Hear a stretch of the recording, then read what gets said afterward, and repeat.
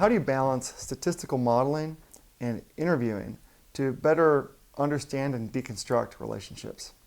Well, I try and do both because each has their strengths. Interviews give you rich insight. It's the use of the network. It's stuff that you maybe couldn't have discovered anyway. It's not public information. As you and me have had conversations about you building your network, I've learned so much that I often didn't expect. You'll talk about, oh, I went to this conference and I did this, or here's how I got to know this person, and here's how I built that relationship over time.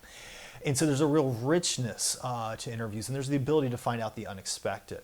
At the same time, what statistical analysis offers, quantitative empirical analysis, is the ability to look at large patterns and draw pretty rigorous conclusions if you've structured the data in the right way, effectively either an experiment or a quasi-experiment between inputs or behaviors, if you will, and outcomes. So you can have a higher degree of confidence in the appropriateness.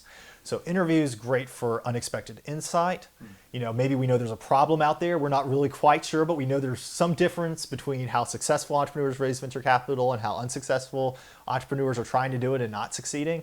We know there's probably behaviors, but we're unclear what those behaviors are. That's where interviews are great. Alternatively, once we have some insights, if we can get the data, it's oftentimes then great to go to a larger sample and make sure that that's really not only there in the statistics, but the other thing statistics lets you do is it lets you see relative effects. So you can see how important is having a prior connection versus using a behavior. So you can contrast the two, or you can look at the interaction, something that's very difficult to do. Well, if we do these three behaviors together, what happens?